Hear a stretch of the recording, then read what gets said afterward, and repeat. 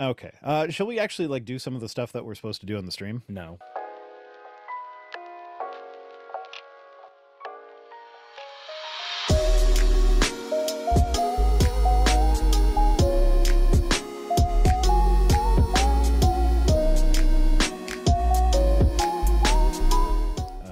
Let me find my buttons. It's been a while. There we go. There's my buttons. Buttons. Story number 1 comes to us from NPR. Yeshiva University cancels all clubs after it was ordered to allow an LGBTQ group. So basically, the one sentence summary is the court told them that they had to acknowledge an LGBTQ group because to have other groups and not acknowledge them would be discrimination. And so rather than do that, they took their ball and went home and said, no groups, nobody gets any groups. So the very first thing I want to say is because, and this has nothing to do with the actual like conversation here, because the first thing I'm going to say is if you look at the campus name, because the pixels are so off, does it look like MILF Campus?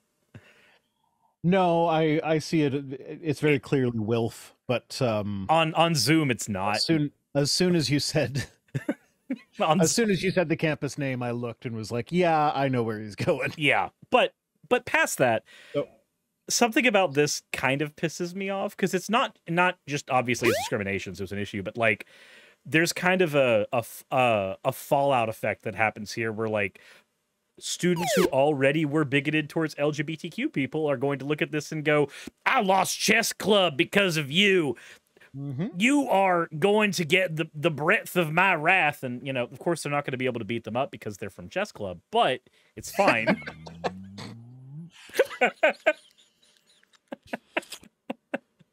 Oh, I kind of wish we had Eli Bosnick on the stream now because there are jokes that I know he would make that I know I cannot make. Well, right now my chat is nothing but people spamming in all caps, MILF school, MILF school, MILF school. MILF school. Yes, I'd go to MILF school. Well, would MILF school be for the women or for the... Are you learning how to be a MILF? You know or what? Are you learning what to do with a MILF? What do you do in a MILF school? I think there's probably a hentai somewhere that can explain this. Yeah, you're not wrong. Now, what I was going to say is that, so I went to a school that it was Niagara Christian Collegiate. Mm-hmm. And in our class picture, they took the picture out in front of the sign, and there were some people were sitting on the sign, and one person, I don't know if they did this on purpose, but knowing them, they probably did. They put their leg, they positioned their leg strategically so that it covered up part of the N. So in our class picture, it says Viagra Christian Collegiate. And we all got a good... Oh my God. I think that actually made it into the yearbook. That was fun. Rise up. Yeah. So yeah, Yeshiva University says pausing all student clubs on campus just days after the U.S. Supreme Court refused to block a lower court ruling that ordered the school to recognize an LGBTQ group. Now that some people are kind of hopeful for that, where it's like, oh well, the Supreme Court isn't completely off its rocker, but I forget the specifics on this, but they actually like, it's not that the Supreme Court ruled that they had to allow the LGBTQ group. It was basically, they said, no, we are not going to take this case because their case was just so weak that they wouldn't even, it was essentially like, go back down to the lower courts and try again using a different legal argument, and then we'll take it on and side with you. Because the U.S. Supreme Court, they get about 8,000 cases a year. And they only offer rulings on about 80 of them every year. About literally 1% of cases that go to the Supreme Court ever get their hearings. Most of them get thrown back to the lower appellates. So if this were... That's not unusual. Yeah, that's not unusual. That's the norm. Like 99% of the time, literally, not figuratively, you go back to the appellates. Yeah. Yeah, but in this case, because of who's on the Supreme Court right now, you'd expect them to take this up and be like, no, absolutely, you're allowed to ban the LGBTQ groups. But like, I don't know. It's maybe a bit pessimistic of me. Oh, Neuromptiput Saul says have some money, or have a money. Thank you, Neuromptiputs. One money. Just one. Well, it was 5 money. It was, it was 1 unit of 5. 1 unit of, okay, so then it's 1 money, but it's 1 unit of 5 money. So still 1 money. Sure. But I guess if we're playing Kingdom Hearts, that is 5 money. Anyway, I still have my top super chatter and top tipper thingy set up, so that puts Neuromptiputs in the top position. Congratulations, Neuromptiputs, you're officially a top. Well said. Yeah, and the top tipper thing, I'm supposed to have a bot going that tells you where to go to tip to not do it through super chat, but it doesn't work, and I haven't taken the time to troubleshoot it, so meh. It just looks bad on my stream now to have that thing that always says none. Anyway, where were we? Yeah, so university will hold off on all undergraduate club activities while it immediately takes steps to follow the roadmap provided by the U.S. Supreme Court to protect YU's religious freedom. So yeah, the Supreme Court sent it back with like, this is what you need to do to get it back to us so that we can cite. Like, that's pretty much explicitly what they did.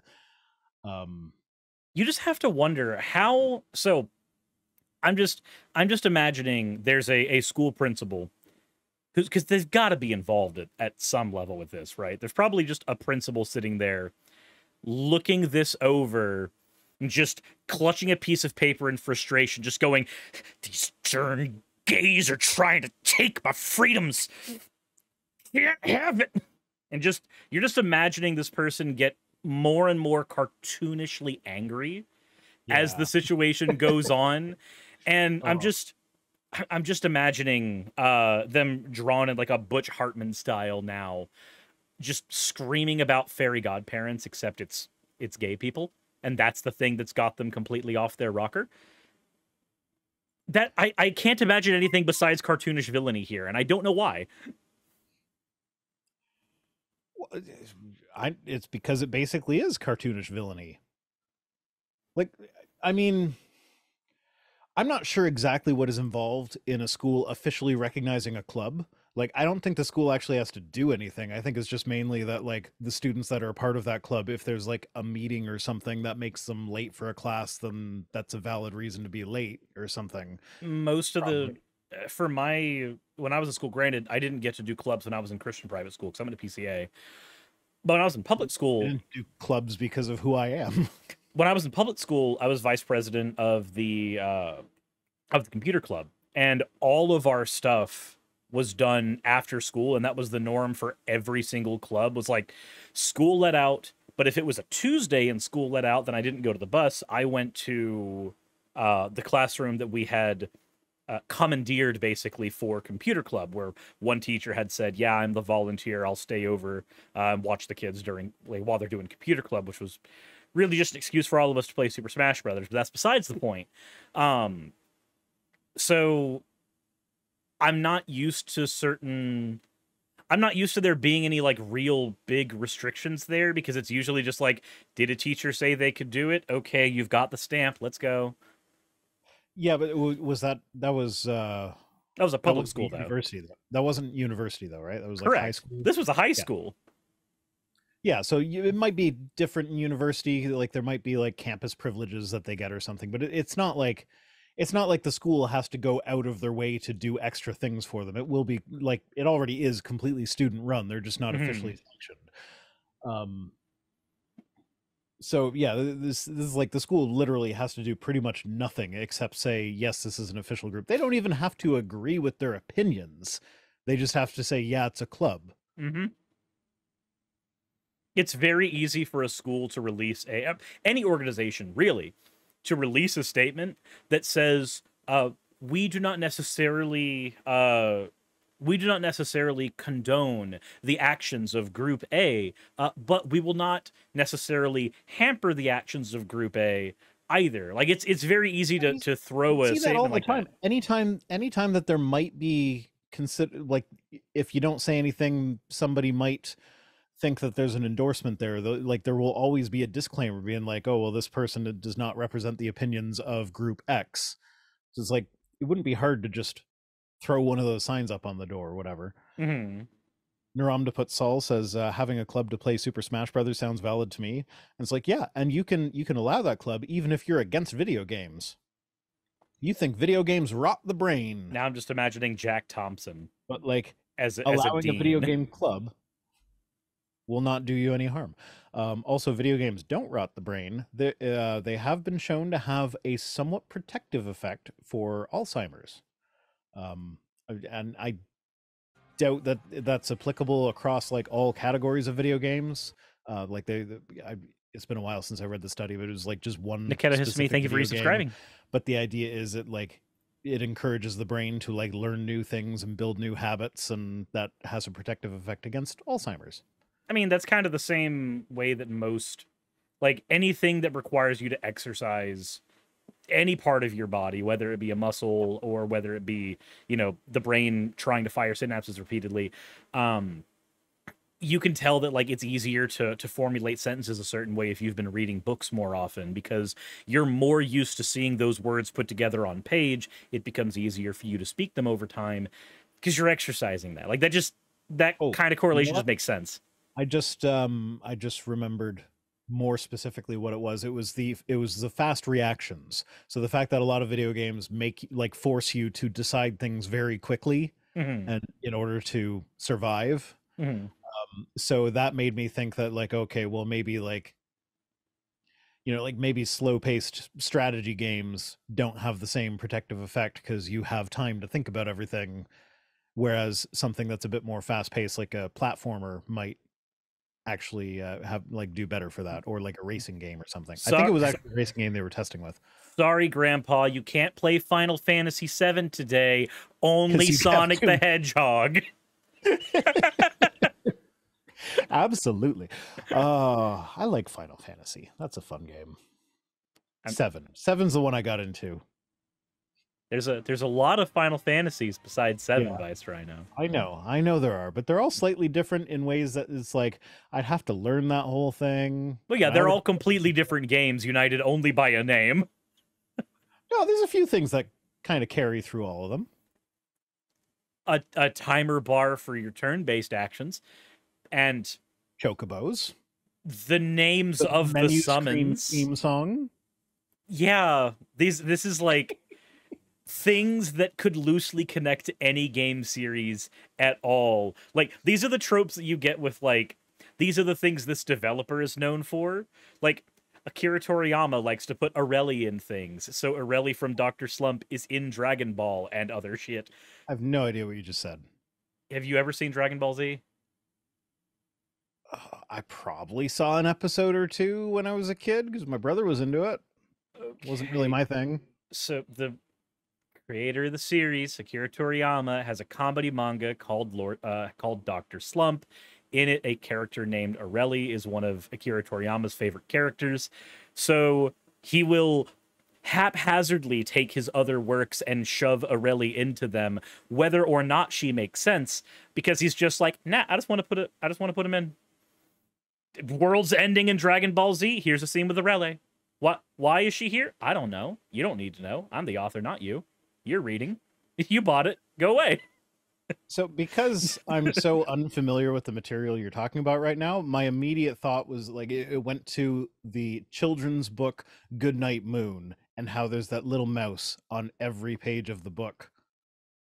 And you know, it's always like kind of hit. Well, it's not on every page. It's on every like full done page. There's a couple like pages where it's like one thing on a white background that it's not. But at least people in my chat are recognizing I'm talking about Aurelie, the nearsighted robot. Yes, that's the adorable robot kid.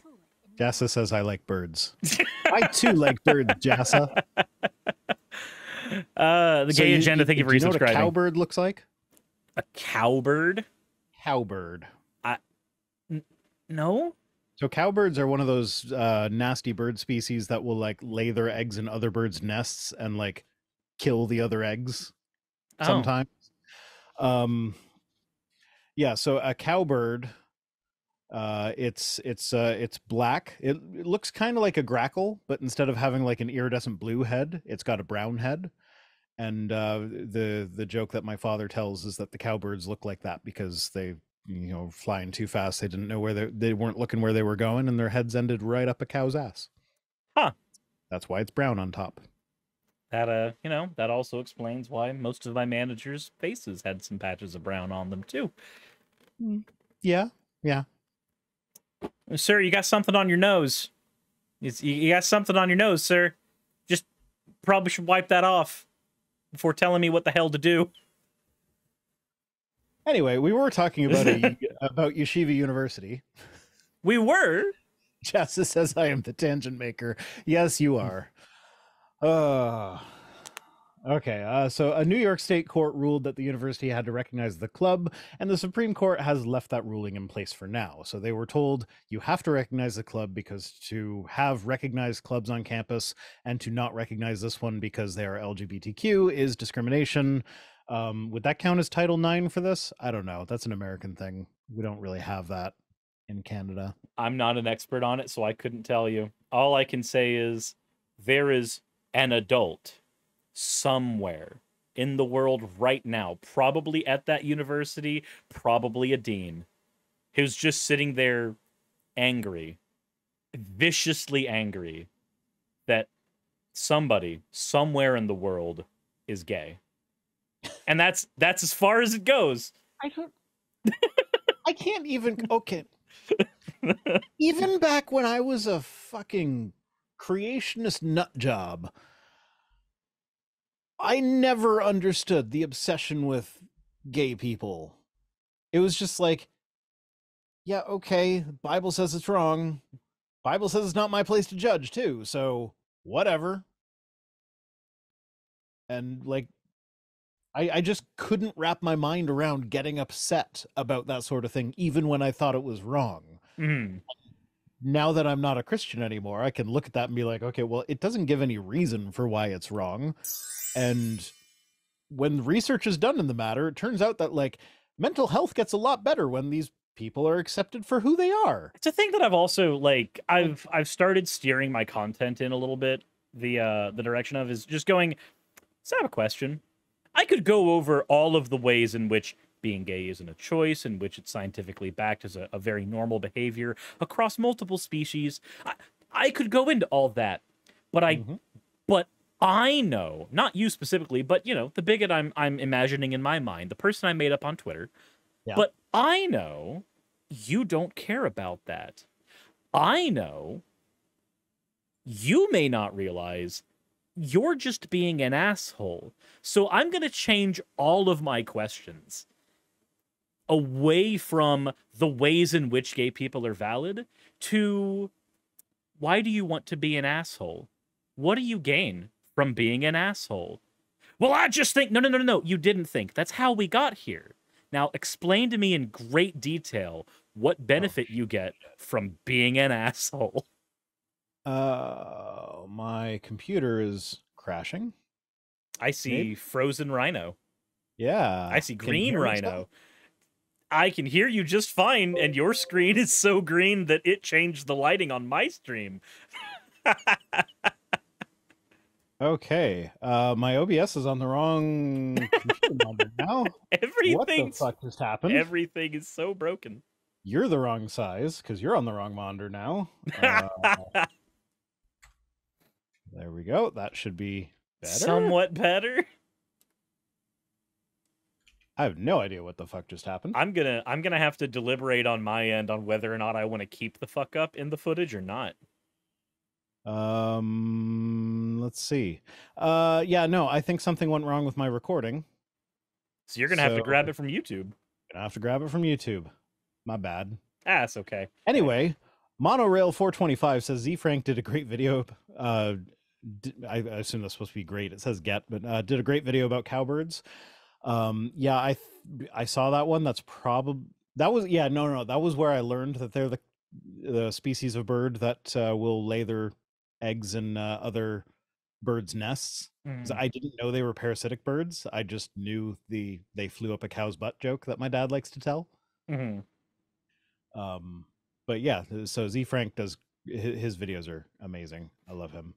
Isn't it great that the animal kingdom has to genetically diversify to get their parasites, and here all you have to do is just change your political affiliation to Republican? Well, that's how you become a parasite. Yeah. You don't get parasites that way. Yeah, that's why I was saying like that's how you become one. Like you like it's so tempting to just become a Christian apologist, because especially as an outspoken atheist, I have like it'd be super easy just to cash in on that and be like, I was an atheist and here's the proof that I was an atheist. Go like look at this YouTube channel I had. So it's not like the Lee Strobel, J. Warner Wallace used to be an atheist, then I investigated it thing where it's like, oh, well, you were kind of like, you weren't really an atheist. You just didn't, you were like raised in this culture and you didn't really go to church that often. And then your wife started going to church, sort of thing. It's one of those like, you were kind of an atheist, but you weren't a skeptic. So yeah. It's like you were an atheist. You were an atheist by default, like in the same sense that people will say that rocks and babies and shit are atheists, where it's like, not really, because they haven't considered the position. Mm-hmm. And I don't like, I hate that I even brought that up, because I hate that discussion. Are you trying to tell me that atheists are dumb as rocks? Because that's what I think too, because the Bible done told me so. All right, Ken. Calm down. No, you don't understand. I wasn't actually, this one is Kent Hovind. This one is not that one. I hate to break it to you, Suris, but Dr. Josh does a better Kent. It's true. I cannot outdo his Kent Hovind, but he's got a great Kent. I don't. If you guys haven't seen Dr. Josh's Kent Hovind, go find him on TikTok. It's probably Digital Hammurabi on TikTok, and he does like Kent Hovind rap battle stuff. It's amazing. It's great. Yeah, I can't. If you don't know who Kent Hovind is, then you're blessed. Keep it that way. You're lucky. I somehow managed. I've managed this entire time on my channel without doing a Kent Hovind response video. See, because my name is literally an anagram for Eric Hovind, I basically started by looking for mostly their stuff. I actually didn't do theirs for a while. Like my first like 3 videos were Bible Flockbox. Mm-hmm. My first video ever was a vaccine video, which is kind of weird now that I think about it. It was like, just given the content of my channel, it's like first thing I ever did was like off topic. I mean, which actually makes perfect sense for me. I'm trying to think, like, I know I did technically one Kent Hovind video, because I was doing a video on Discount Hovind because he went to go visit Kent Hovind. And I was like, oh, this is a perfect opportunity. I have to do this video. But then I think that's as far as I've gone into actually tackling Kent himself, because I just find him boring. I find him excruciatingly boring. Oh, well, fuck. I mean, if you insist, but in front of everyone? No. So remember when I crashed? Yeah?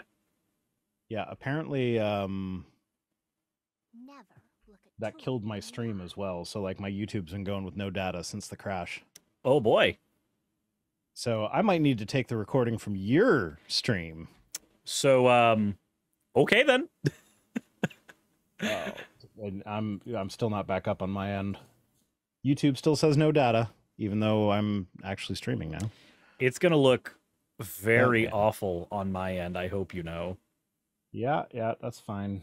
It's gonna look pretty bad on my end as well. So there's just gonna be like one episode that has inexplicitly awful quality, and then every other episode's gonna look fine.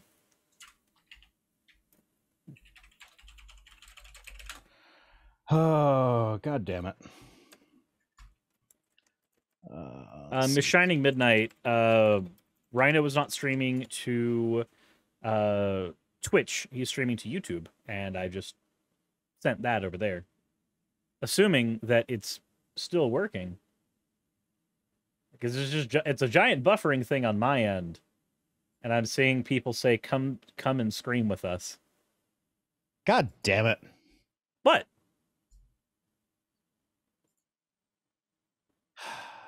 I'm trying to stop the stream and restart it, but like OBS is not stopping the stream. Like it's sitting there saying stopping stream with an ellipses after it. Oh. Alt F4 is good for that. Alt F4? No, I ain't doing that.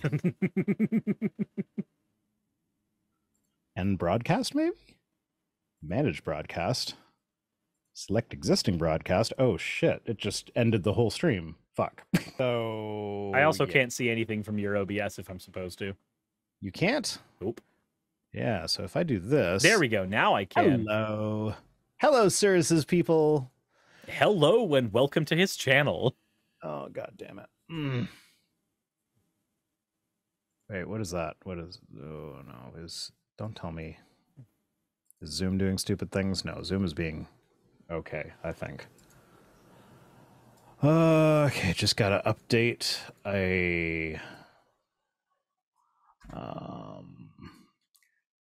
So the thing that I use to display my comments on stream, one of the drawbacks for that is that every time I start a stream, I have to update the link that's in it. So just a second. There we go. Now, Sweet Melody. I read that tweet as well. If you mill somebody out in Magic, since the deck is supposed to be the accumulated spells and knowledge your character has, that milling somebody out is just bimboifying them. You're just slowly making them more and more stupid. Okay, so yeah, I think we're pretty much done with the Yeshiva University one. We discussed everything there, and then I crashed in the middle of it, so I'm just gonna move on to the next story.